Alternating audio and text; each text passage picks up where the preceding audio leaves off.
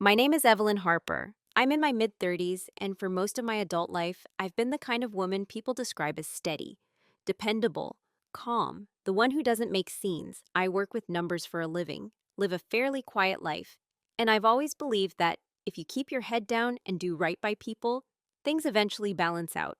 Most people underestimate me, not because I pretend to be small, but because I don't announce my strength. I don't argue loudly. I don't dominate conversations. I listen. I observe. And because of that, I'm often mistaken for someone who doesn't notice much at all. This story isn't about rage. It isn't about revenge. And it isn't about winning in the way movies like to frame it. It's about something slower, quieter, more uncomfortable. It's about what happens when trust is treated like a renewable resource. My family used my name to take a $90,000 loan, and if that sentence alone makes your chest tighten, I understand. But this story is not just about money. Money is measurable. What broke here wasn't just financial, it was relational, psychological, and deeply personal. Betrayal doesn't always come from strangers. Sometimes it comes from the people who already know which parts of you are soft. Over the next hour, I'm going to walk you through how I went from being the invisible, reliable one in my family to someone they no longer recognized. Not because I changed my values, but because I finally applied them to myself. You'll hear about small moments most people would dismiss, conversations that didn't sound alarming at the time, decisions I didn't realize were being made around me instead of with me, and the long stretch of silence where nothing seemed wrong until everything was. There will be no shouting matches in this story, no dramatic confrontations in kitchens or courtrooms, no villain speeches, just a series of quiet realizations, careful choices, and consequences that unfolded whether anyone was ready for them or not. I'm telling this honestly, not to paint myself as perfect, not to ask for sympathy, and not to encourage anyone to burn bridges. I'm telling it because there are many people listening right now who have been the responsible one for so long that they don't realize how exposed that makes them. If you've ever been trusted so completely that no one thought to ask for your consent, if you've ever stayed quiet because speaking up felt disruptive, if you've ever wondered when silence stopped being patience and started becoming permission, then maybe this story will feel familiar. Before we begin, I want to ask you something gently. Have you ever looked back at a moment and realized the betrayal didn't start where you thought it did? Between reliance and entitlement. I didn't know yet where that line had been crossed. I only knew that I was tired in a way rest didn't fix, that I felt responsible for things I hadn't chosen, that my name carried obligations I hadn't agreed to. Still, I stayed quiet, because this was my family, because nothing bad had happened yet, because I believed that if something ever did, I would feel it immediately. I was wrong about that. Some shifts are too subtle to hurt at first. They don't announce themselves. They settle in gently, the way weight does when you've been carrying it for so long you forget what it felt like to stand without it. And that's who I was to them, the one who could carry a little more. The first time it happened, it didn't feel like betrayal. It felt like a misunderstanding. It was a passing comment, almost careless. We were sitting at the kitchen table after dinner, the kind of evening that feels ordinary enough to blur at the edges. Someone mentioned paperwork. Another person joked about how I was basically the family accountant anyway. There was laughter. I smiled because that's what you do when something lands slightly wrong, but you don't want to disrupt the moment. Then my mother said, "Well, your name is already on most things. It just makes sense." Already on most things. I asked what she meant lightly, curious, not alarmed. She waved it off, said it wasn't important, said I worried too much about details. That should have been the moment I pressed, but I didn't, because pressing felt dramatic, because I didn't want to be the person who turns a harmless comment into a conversation everyone regrets. So I let it go. A few weeks later, I noticed a notification on my credit monitoring app. Nothing alarming, just an inquiry. I assumed it was an error or maybe something I'd forgotten. Life was busy. Work deadlines, normal stress. I told myself I'd look into it later. Later came and went. The second small cut was subtler. A document was left open on a desk when I stopped by unannounced. Numbers I didn't recognize. My name typed neatly at the top. When I asked about it, the answer came too fast. Oh, that? It's nothing finalized. Nothing finalized is a strange phrase. It sounds reassuring, but it doesn't actually explain anything. It just implies you're not supposed to worry yet. I nodded. Again, everyone else ignored it. Or maybe they didn't see it as something that concerned me. That's the tricky part about families. You assume shared context means shared awareness, but sometimes it just means shared blind spots. I remember the exact moment my stomach tightened, not sharply, not enough to cause panic, just a small internal pull, like your body noticing something before your mind is ready to name it. I told myself I was being paranoid. I reminded myself that trust is a choice you make daily, not something you revoke over half-formed thoughts. I didn't want to become suspicious of the people who raised me, who celebrated my milestones, who had always been there. So I stayed silent. The cuts didn't hurt because they were small. They hurt because they were dismissed, because each one came with a reassurance that made questioning feel unreasonable. You're overthinking it. It's just temporary. We'll explain later. Later never comes unless you demand it. What I didn't realize then was that every time I chose not to ask, I was teaching them something about me, that my discomfort was negotiable, that clarity wasn't urgent, that my consent could be assumed if the cause felt justified enough. And maybe they didn't mean harm. Maybe they truly believed they were protecting me from stress, from complexity, from involvement. Intent is slippery like that. It can sound kind even when the outcome isn't. But impact doesn't care about intention. I remember lying awake one night, replaying those moments, the comment, the document, the notification, lining them up like dots and wondering whether I was allowed to connect them. I didn't accuse anyone. I didn't confront. I didn't even journal about it. I just noted it quietly, the way you note a crack in the wall you don't yet know how serious it is. That was the first real cut. Not what they did, but how easily I convinced myself it didn't matter. Because once you teach yourself to ignore the small injuries, you stop recognizing when the damage becomes structural. And by the time everyone else notices something is wrong, you've already been bleeding for a while. After that, the pattern settled in. Not dramatically, not in a way that would make for a clear warning sign. It slipped into daily life the way background noise does, present, persistent, easy to ignore if you don't focus on it.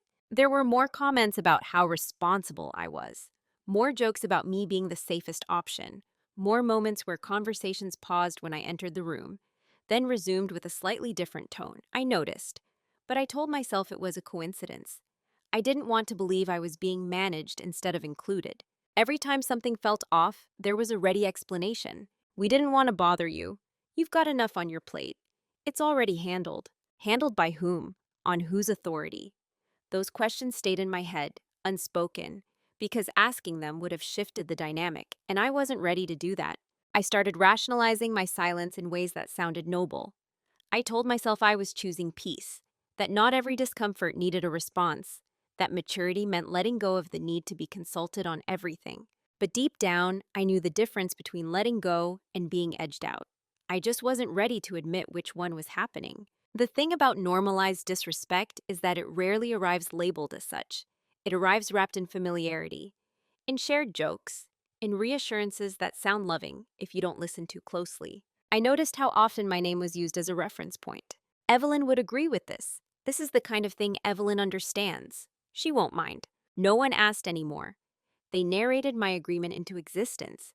And because I didn't interrupt the story, it became easier for them to believe it was true. There was a moment, small but clear, when I realized something had shifted. A family member asked me to sign something just to keep things moving. I skimmed it, felt a flicker of concern, and hesitated. They sighed. Not loudly, not angrily, just enough to communicate inconvenience. Enough to remind me of the unspoken rule. Don't be the obstacle. So I signed. That was when I started understanding how roles trap you.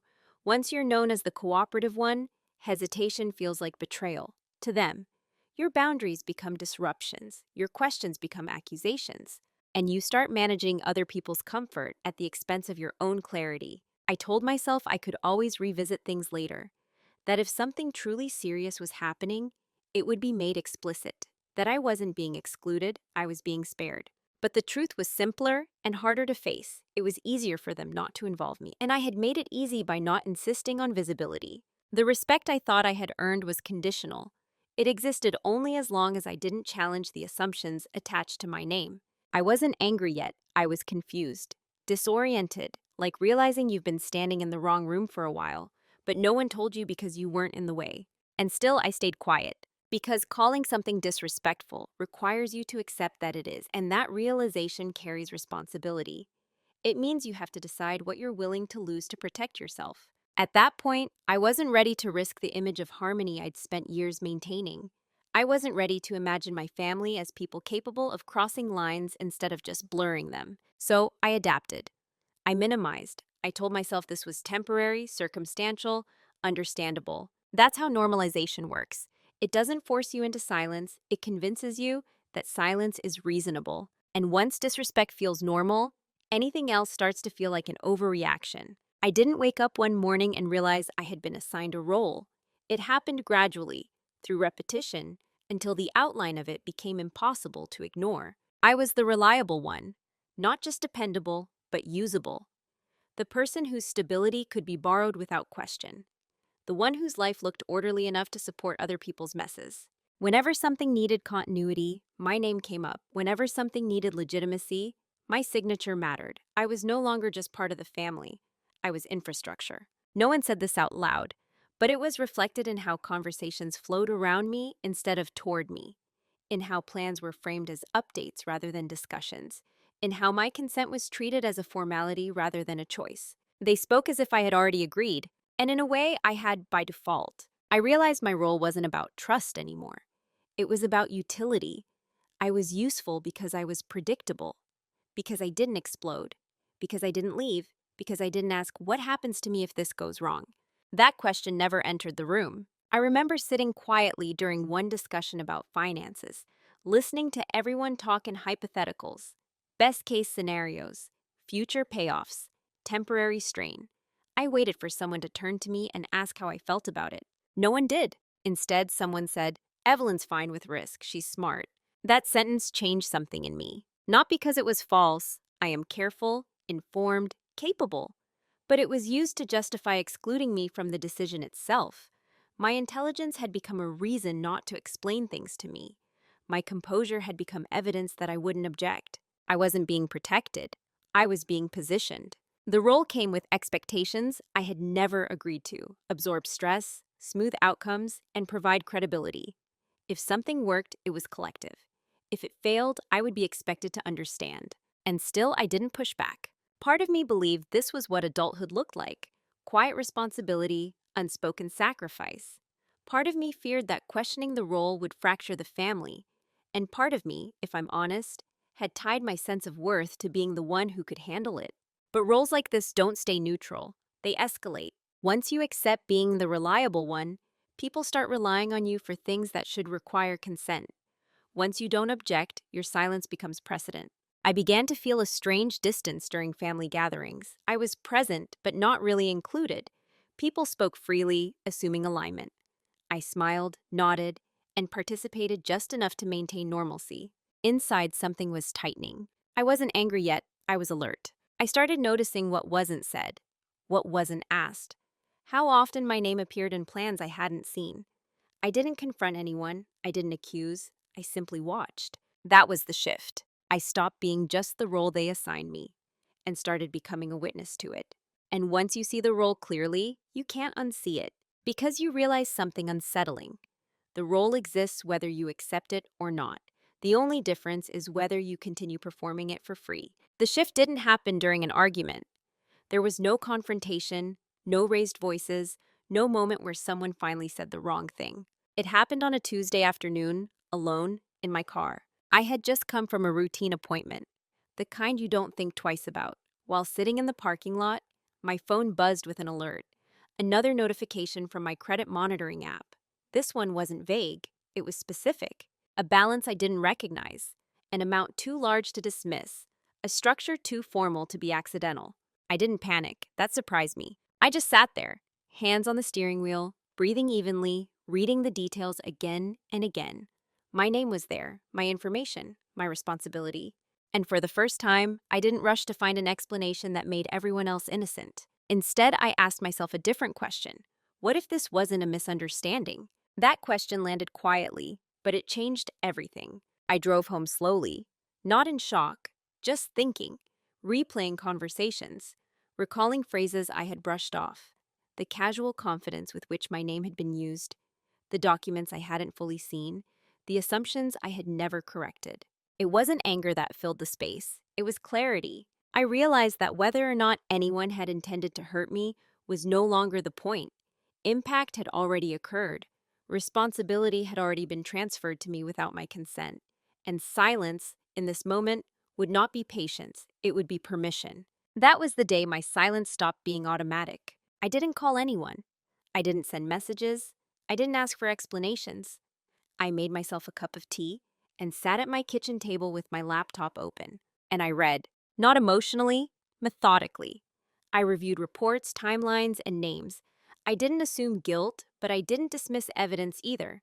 I treated the situation the way I would treat a professional problem, calmly, thoroughly, without self-blame. Something else shifted too, my self-concept. I stopped thinking of myself as someone things happen to. I started thinking like someone who needed to respond. Not loudly, not dramatically, but deliberately. There was grief in that moment. Not for the money yet, but for the illusion. The belief that family automatically meant safety, that trust once earned couldn't be exploited. I mourned quietly. Then I got to work. That day didn't change my relationships outwardly. No one noticed anything different. I still answered messages, still showed up, still played my part. But internally, the story had changed. I was no longer waiting for someone to explain. I was no longer assuming I was mistaken. I was no longer prioritizing comfort over clarity. I didn't feel powerful. I felt grounded. Because the most dangerous thing isn't being betrayed, it's being unwilling to name it when it happens. And from that day on, I stopped looking for reassurance. I started looking for the truth. After that Tuesday, my silence changed texture. Before, it had been reactive, something I defaulted to because it felt easier, kinder, less disruptive. Now, it was intentional, measured, chosen. I didn't announce anything. I didn't hint that I knew more. I let the version of me they were comfortable with continue to exist. I listened, I nodded, I responded normally. And in doing so, I learned just how much people reveal when they believe there is no risk.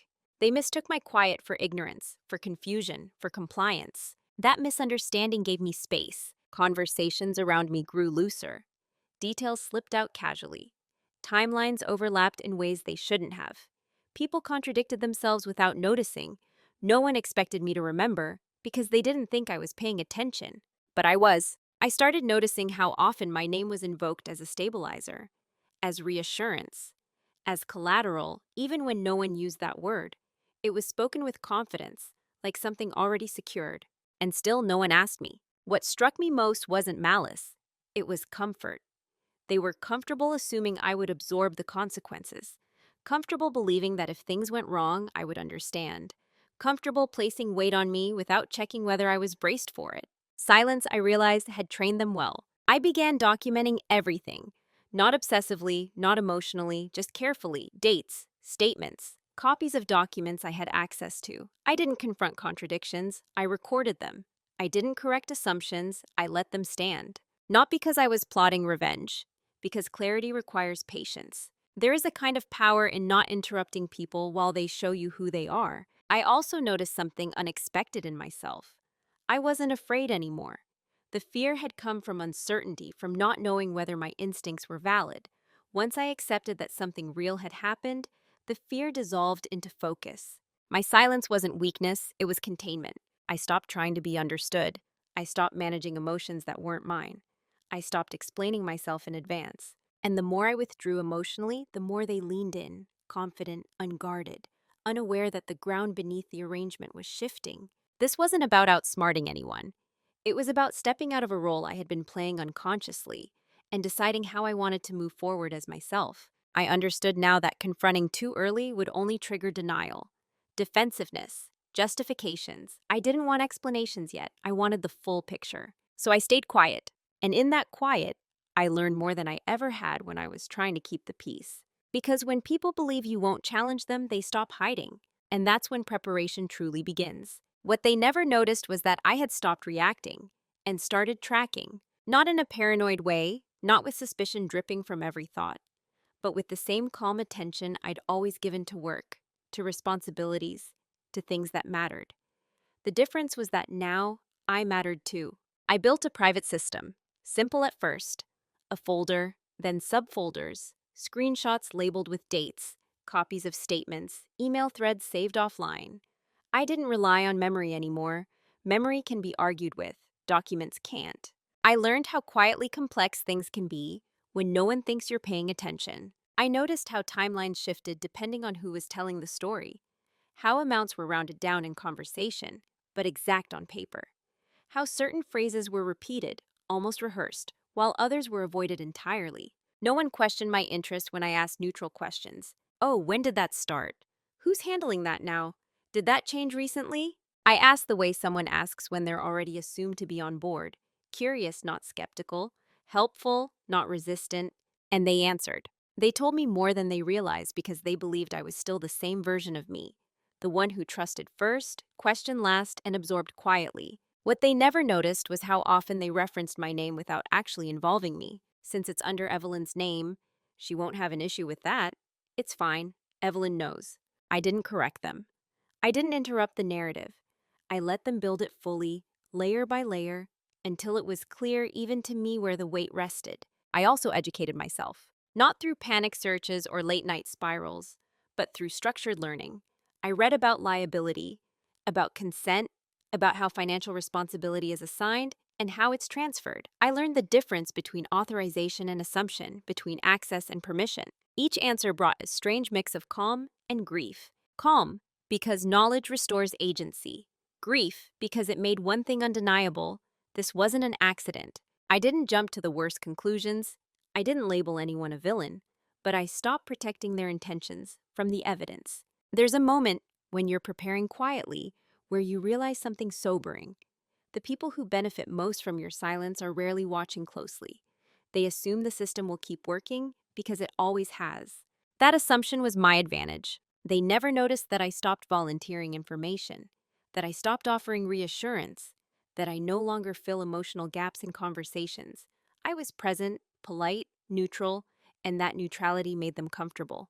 Too comfortable. They never noticed how I asked for copies just to stay organized, or how I followed up on details weeks later with a tone that suggested continuity, not concern. They didn't notice because they had never needed to monitor me before. I had always been safe. I also started preparing emotionally not for confrontation but for detachment. I asked myself difficult questions in private. What would accountability look like if it cost me closeness? What mattered more, being seen as loyal or being safe? Was I willing to be misunderstood if it meant being protected? I didn't answer those questions right away. I just let them sit. One night, I realized something that shifted the ground again. If I disappeared tomorrow, emotionally, financially, structurally, the system they'd built would wobble.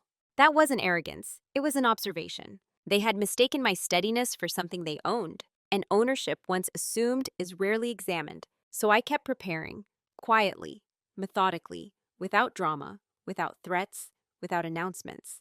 Because the strongest position is the one no one thinks you're building. And by the time they noticed anything had changed, it wouldn't be because I raised my voice. It would be because the ground they were standing on no longer belonged to them. The reveal didn't come with a rush of adrenaline.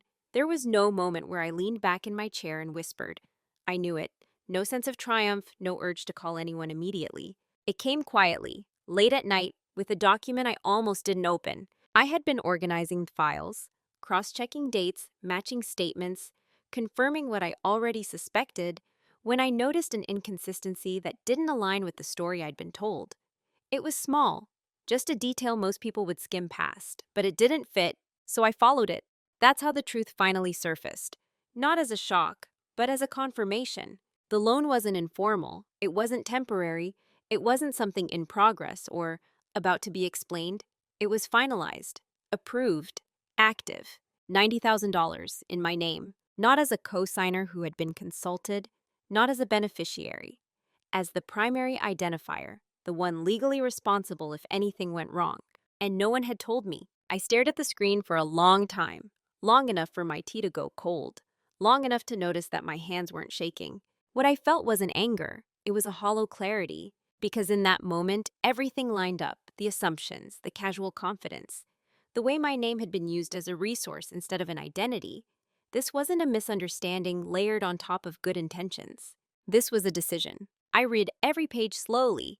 Terms, dates, signatures. The structure was clean, professional, and deliberate. Someone had known exactly what they were doing, and someone had known exactly why they weren't including me. Consent would have complicated things. I closed my laptop and sat in silence, not to dramatize the moment, but to absorb it, to let myself feel the weight without rushing to soften it for anyone else. There was grief, real grief, not just for the trust that had been broken, but for the version of my family I had believed in, the one that wouldn't cross certain lines, the one who would stop before stepping on me. That version no longer existed. What surprised me most was the absence of urgency. I didn't feel the need to act immediately.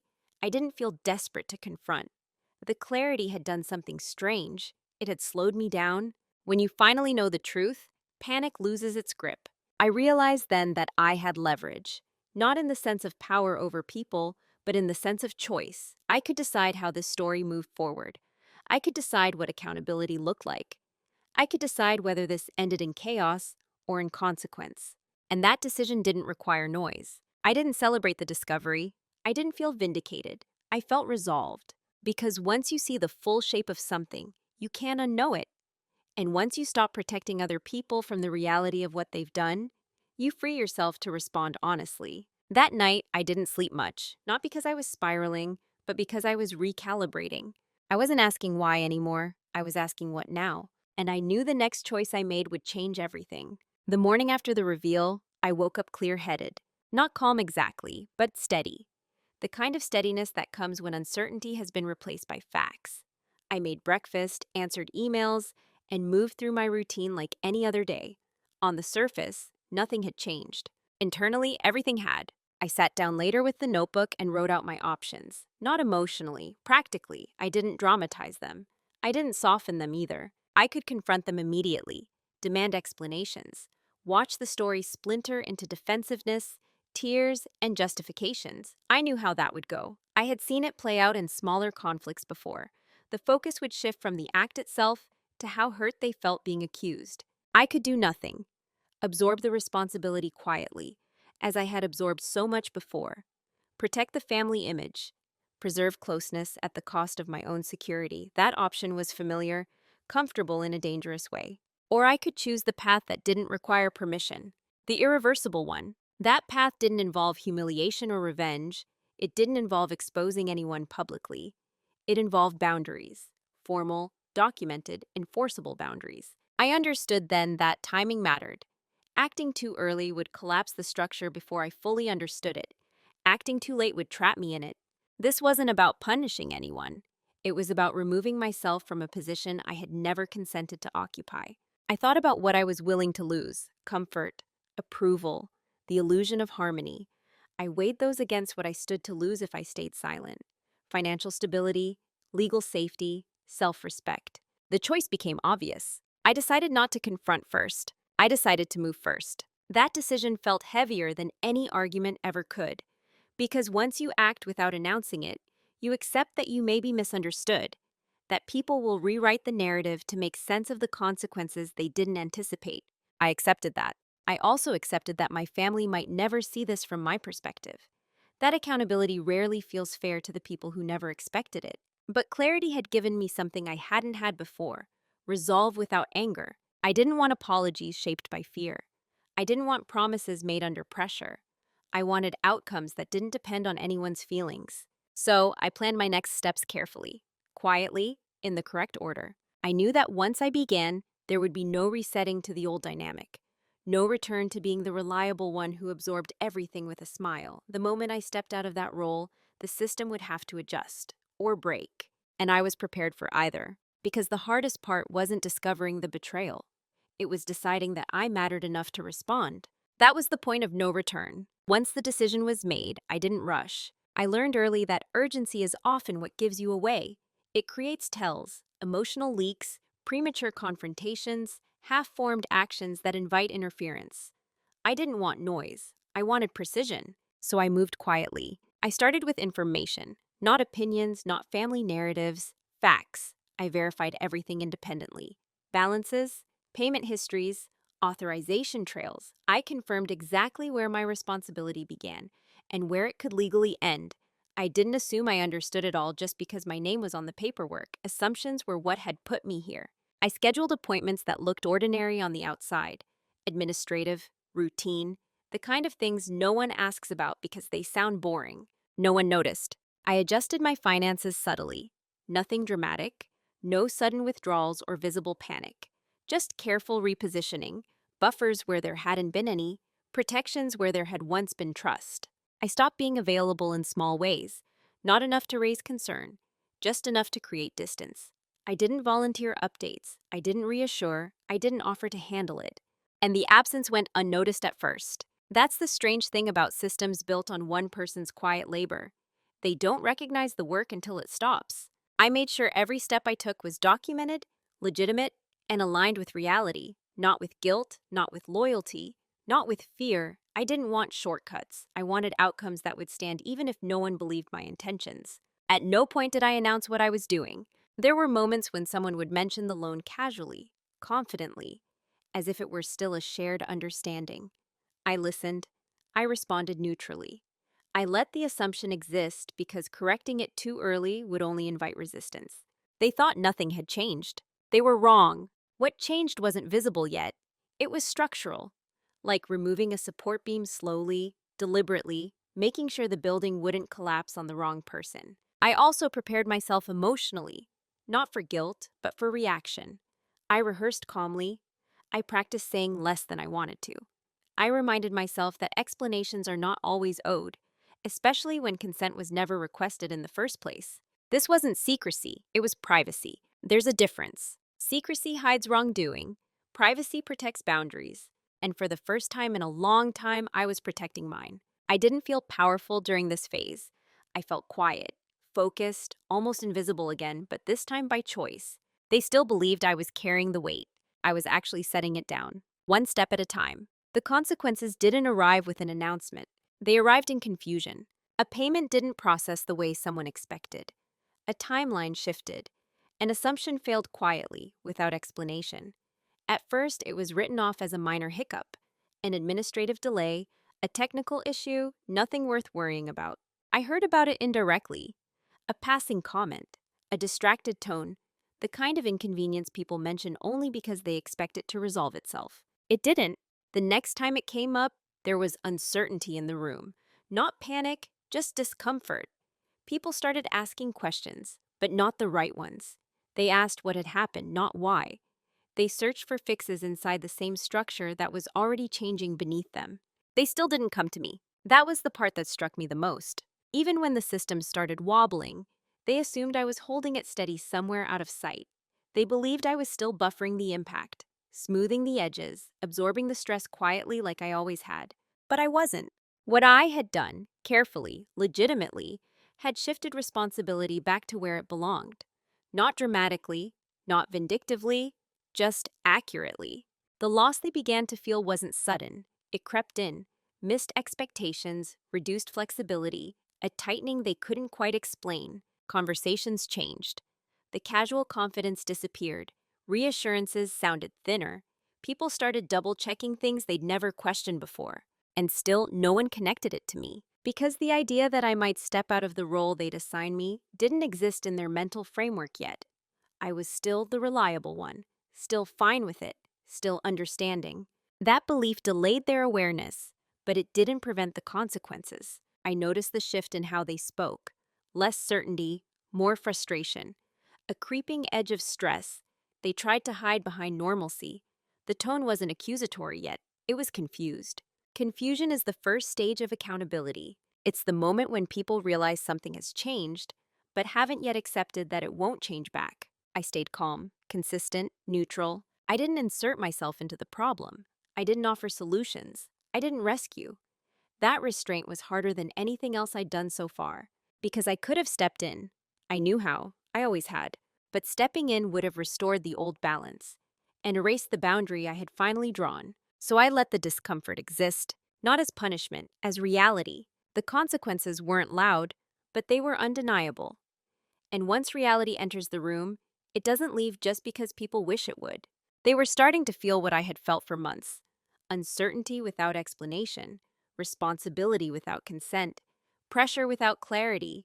And for the first time, it wasn't mine alone. By the time they realized something was truly wrong, The language had changed. It wasn't casual anymore. It wasn't a delay or a small issue. It was urgent. Voices lowered, messages came more frequently. The same people who once brushed off my questions were now asking many of their own. What changed wasn't just the situation, it was the tone. Confusion hardened into concern. Concern sharpened into anxiety, and anxiety, when it has nowhere to land, turns into panic. They started looking for reassurance. Not solutions, reassurance. That's when they came to me. At first, gently, a check-in disguised as a conversation. Everything okay on your end?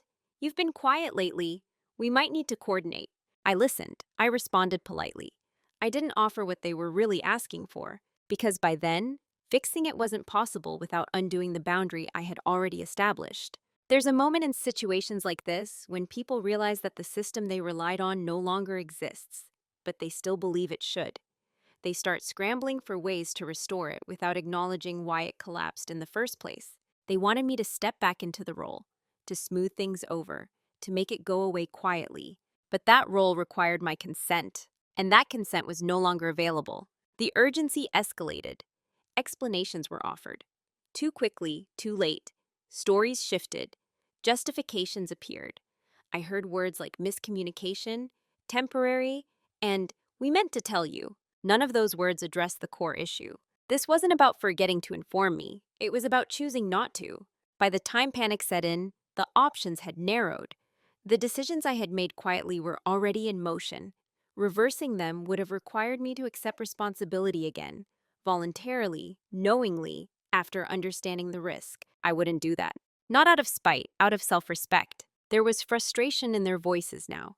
Not anger at first, confusion mixed with disbelief.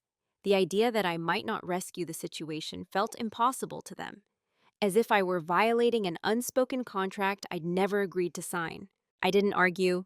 I didn't explain in circles. I didn't justify myself. I let the reality stand on its own, and that's when regret entered the room. Not remorse, not yet, regret, the realization that something valuable had been mishandled, and the person who once protected them from consequences was no longer doing so. By then, it was too late to fix it quietly. The structure had changed. The responsibility had shifted. The silence that once protected everyone else was now protecting me, and no amount of urgency could rewind that. The confrontation, when it finally happened, was almost anticlimactic. No raised voices, no slammed doors, no dramatic accusations, just a quiet, unavoidable moment where avoidance stopped working. We sat at the same table where so many assumptions had been made. The atmosphere wasn't hostile. It was strained, heavy with everything that had been left unsaid for too long. They spoke first, carefully, cautiously, as if choosing the right words might still restore something. There were explanations, layered and overlapping, intentions emphasized, circumstances highlighted. The same phrases I had heard before, now delivered with urgency instead of confidence. I listened. I didn't interrupt. I didn't correct details unless they were factually wrong. I didn't raise my voice or sharpen my tone. I didn't need to. When it was my turn, I spoke simply. I said I hadn't been informed. I said my consent hadn't been requested. I said responsibility had been placed on me without my agreement. I didn't argue about motives. I didn't accuse anyone of malice. I didn't demand apologies. I just stated facts. That was harder for them than anger would have been, because facts don't escalate. They don't soften. They don't allow for emotional detours. They sit there, immovable, waiting to be acknowledged. There was silence after I finished speaking. Not the comfortable kind. The kind where people realize they don't have a rebuttal that doesn't make things worse. Someone asked what I wanted. It was a sincere question, maybe the first one. I told them I wanted what should have existed from the beginning: transparency, boundaries, and responsibility aligned with decision-making. I told them I wasn't punishing anyone. I was correcting a structure that never should have included me without my consent. I didn't threaten. I didn't gloat. I didn't retreat. I held the line calmly. That calm unsettled them more than anger ever could, because anger invites defense. Calm forces reflection. They saw then that this wasn't a phase. It wasn't a misunderstanding to be smoothed over. It was a boundary that had already been enacted, not one being negotiated. The conversation ended without resolution, not because it failed, but because resolution requires acceptance, and acceptance takes time. I left feeling lighter, Not because everything was fixed, but because I had finally spoken without abandoning myself. That was enough. I am not the same person I was before this happened. Not because I became harder, not because I lost my capacity for empathy, but because I stopped confusing endurance with virtue. For a long time, I believed being good meant being accommodating, that being loving meant being flexible. That strength looked like silence. I don't believe that anymore. Now, when people describe me, they still use some of the same words: calm, thoughtful, reliable. But there's a difference in how those qualities live inside me. They are no longer available on demand. They are offered by choice. I don't explain myself as much. I don't over-prepare defenses for boundaries that don't need justification. I let discomfort exist without rushing to resolve it for others. That change has altered my relationships. Some grew quieter, some are more distant. A few surprised me by becoming more honest, and a couple never recovered. Not because I destroyed them, but because they were built on access I no longer provide. I've learned that losing proximity isn't the same as losing connection, and keeping everyone close at the expense of yourself isn't love, it's erasure. There is no bitterness in me about what happened. There is sadness, yes, but it's clean, processed, no longer sharp. What replaced it is something steadier: self-trust. I trust my instincts now when something feels off. I trust my right to pause, to question, to say no without offering a detailed explanation. I trust that clarity is kinder than silence, even when it costs me approval. I also understand something I didn't before. Quiet people are often watching more closely than anyone realizes. And when they stop carrying the weight they never agreed to hold, the absence is felt immediately. But that absence is not cruelty. It's correct. I didn't win anything in a dramatic sense. There was no triumphant ending, no applause. What I gained was alignment between what I value and how I live. And that alignment has changed the way I move through the world. I'm still calm, still thoughtful, still capable of forgiveness. But I am no longer invisible. There's a moment after everything settles when you're left alone with what the story actually taught you. Not the dramatic version, not the version people retell to make themselves comfortable. Just the truth, stripped down. For me, the truth was this: betrayal didn't arrive as cruelty. It arrived as an assumption that my stability was infinite, assumption that my silence meant agreement, the assumption that love didn't require consent once history had been established. Betrayal doesn't always come from strangers. Sometimes it comes wrapped in familiarity, delivered by people who are so used to your reliability that they forget you are a person before you are a resource. What happened to me wasn't about money alone, even though the number was large enough to change the course of my life.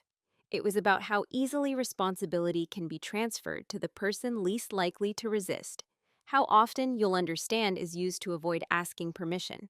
How silence, when misunderstood, becomes an invitation. I used to think strength meant enduring quietly. I was wrong. Real strength was choosing to respond without becoming cruel, to set boundaries without rewriting myself as the villain, to act without needing to be witnessed, applauded, or validated. I didn't explode. I didn't humiliate anyone.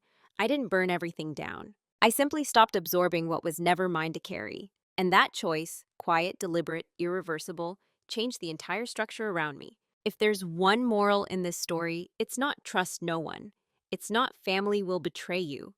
Those are easy conclusions, and they let people avoid the harder truth. The harder truth is this: trust without boundaries isn't trust, it's exposure. Loving someone doesn't require sacrificing your safety. Being patient doesn't require surrendering your agency. And being calm does not mean you are obligated to be endlessly accommodating. You're allowed to notice patterns.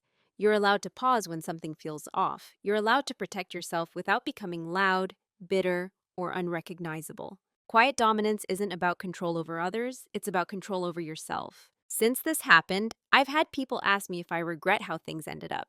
The honest answer is no. I regret that it had to happen at all, but I don't regret choosing myself once I finally saw the full picture. Because the cost of staying silent would have been far higher than the cost of being misunderstood. If you're listening to this and something feels familiar, if you've been the reliable one, the strong one, the person everyone leans on without checking whether you're standing on solid ground, I want you to know this. You don't have to wait for a dramatic breaking point to honor your boundaries. You don't have to prove your pain for it to be valid. And you don't owe anyone access to your life simply because they're used to it. Sometimes the most powerful thing you can do is stop explaining and start choosing. I'd like to leave you with one question, and I'd genuinely love to hear your thoughts in the comments. Have you ever realized too late that staying quiet had taught someone they didn't need your consent? Cảm ơn bạn đã lắng nghe câu chuyện vừa rồi. Đừng quên like, share và bấm chuông để không bỏ lỡ